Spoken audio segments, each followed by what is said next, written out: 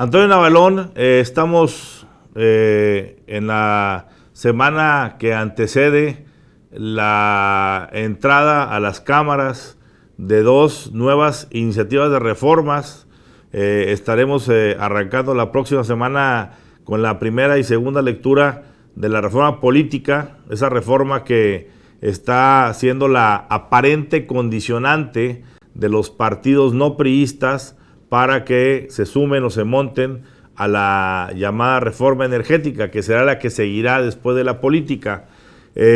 Una reflexión inicial que yo quisiera compartirte sería el hecho de que es curioso que estemos en este frenesí de reformas, en esta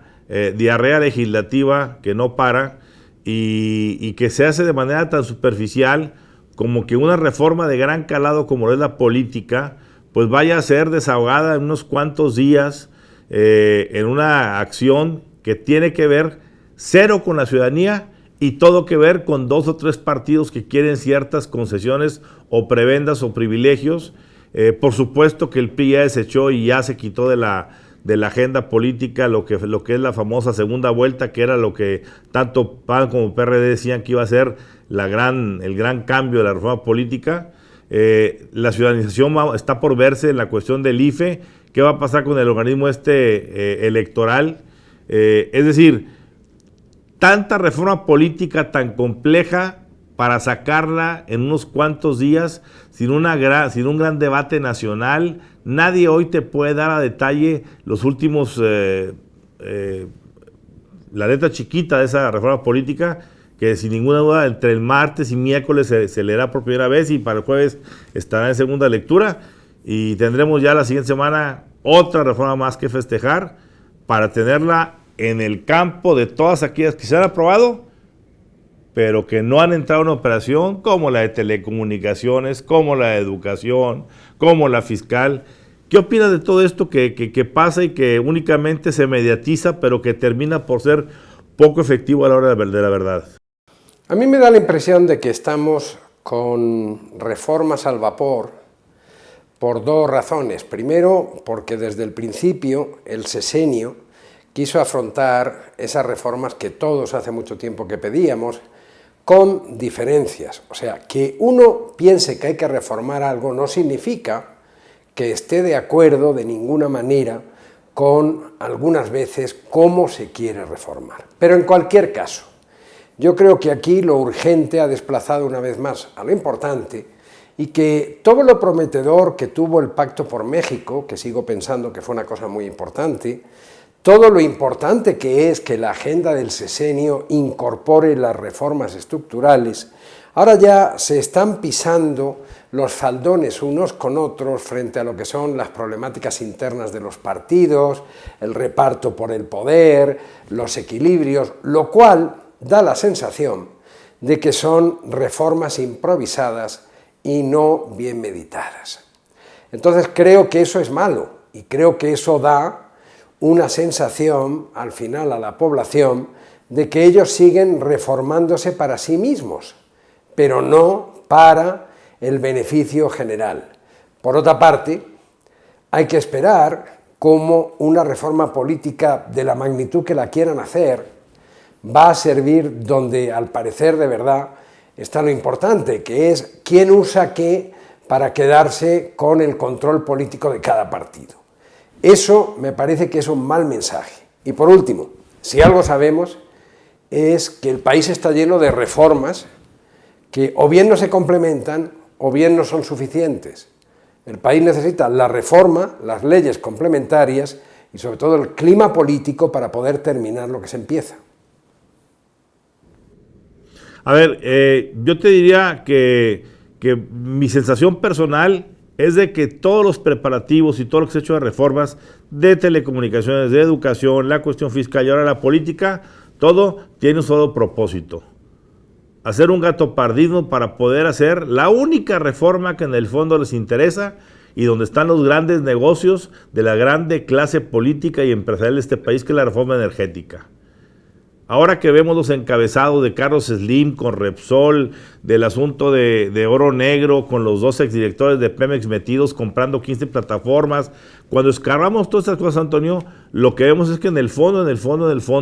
estamos viendo que el gran pastel de este sexenio, sin ninguna duda ya está absolutamente evidenciado, es la reforma energética de algo que ya lo hemos dicho aquí, es legitimar lo que ya se hace. Comentábamos hoy, recordando el editorial que publicamos hoy, sobre que no es negocio, lo que Bloomberg y Vidovik reportan esta semana, donde hablan de cómo Estados Unidos vive un boom en refinación de crudo, en donde se ha convertido prácticamente en la gasolinera del mundo, triplicando su capacidad de refinación en 10 años, viniendo por delante los mejores años de refinación para surtir, no solamente ser autosuficiente, sino exportar a decenas de países gasolinas, comenzando por México, el cliente número 1 de refinados de Estados Unidos, mientras que aquí nuestros ínclitos directores de Pemex, desde la época de Carlos Salinas hasta la fecha, nos han dicho que refinar no es negocio, y a pesar de la gran reforma calderonista que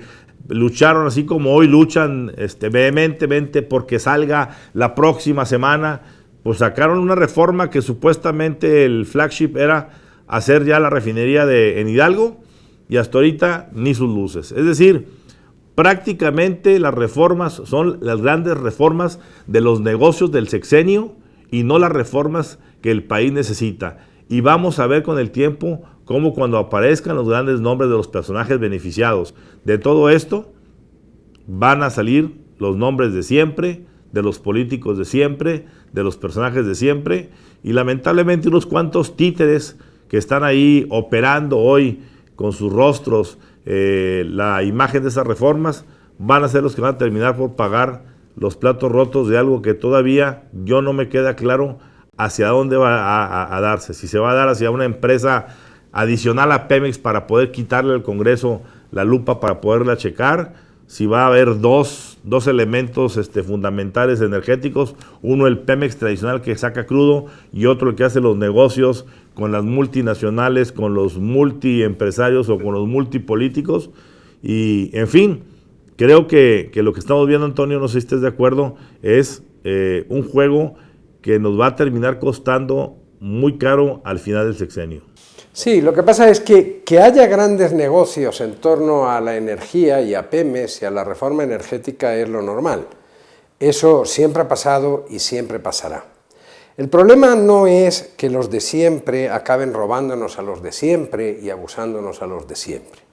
El problema es establecer un marco que permita, yo no iba a decir que la estandarización o la democratización del aprovechamiento de los negocios con esa compañía, sino que además esos negocios no la hagan inservible, vieja, inútil e incapaz de administrarse bien. Yo creo que son 3 cosas. Pase lo que pase, los grandes seguirán haciendo los negocios, y los grandes suelen hacerlos entre los grandes, aquí, en Arabia Saudita, en Estados Unidos, en Inglaterra. Por eso las compañías eran, acuérdate, las 7 hermanas, hace mucho, mucho tiempo. Ahora no sé cuánto ha crecido la familia o cuánto ha decrecido. Segundo,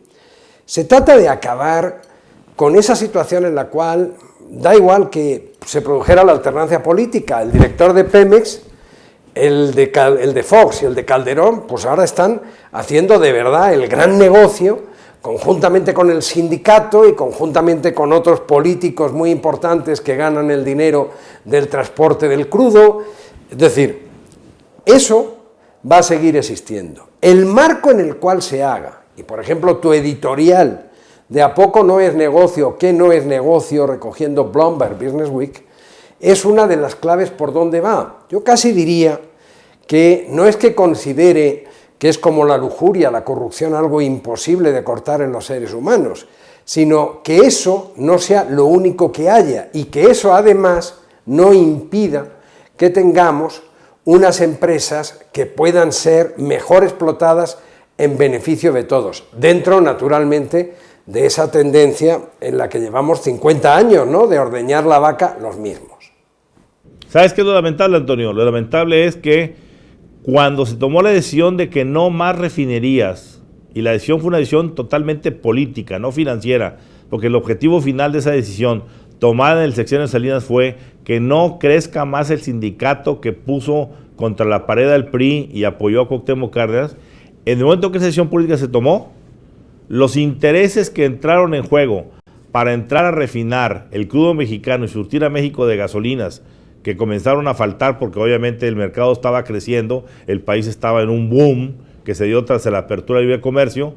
pues obviamente esas refinerías que crecieron en Estados Unidos, que se fortalecieron como hoy lo manejan Bloomberg y Business Week, pues debían de haberse fortalecido en México.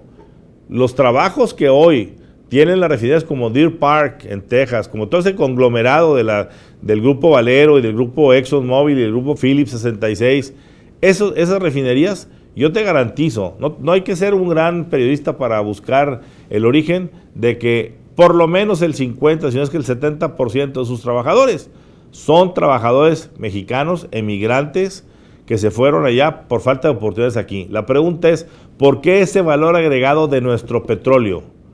se va a dejar a los Estados Unidos, con lo que implica de trabajo para allá, con lo que implica de impuestos al sistema? Es decir, no nos quejamos aquí de que Petróleos es el pivote del sistema económico y financiero nacional en cuanto al crudo. ¿Cuánto más nos dejaría si en lugar de que hubiera sido Estados Unidos, hubiera sido México el pivote de esas exportaciones de refinados? No solamente autosuficientes en refinados, sino exportadores. Hoy, absurdamente, somos gran productor mundial de petróleo, pero pobrísimo refinador, que tenemos que importar arriba del 60% de la gasolina y el diésel que consumimos. Es deplorable desde el punto de vista que se le vea. Sin duda, y esa es una de las cosas que la reforma tiene que terminar. Pero yo creo, querido director, que con estas reformas está pasando algo que se repite una y otra vez. Es muy grande el impacto político de los titulares de lo que se quiere cambiar. Tenemos una guerra a veces de desgaste y a veces de gaste para sacarlas, y luego las leyes complementarias que las tienen que sustanciar pasan, si no a mejor vida, sí a una situación de mayor tranquilidad o un paso mucho más lento. Entonces, al final del día, si la reforma de telecomunicaciones, explotándola al máximo, debía dar un flujo favorable al país de 35 a 40.000 millones,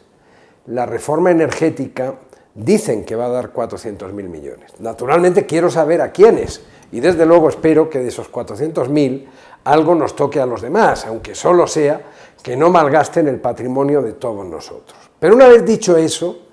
la verdad es que hay hasta este momento poca fortuna en cómo se están vendiendo y peor fortuna en cómo se están haciendo.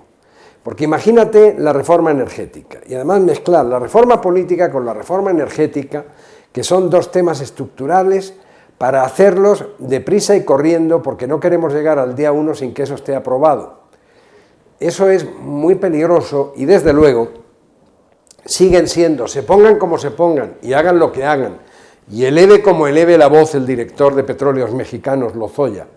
de que no hay negociaciones en lo oscurito, siguen siendo reformas muy mal explicadas.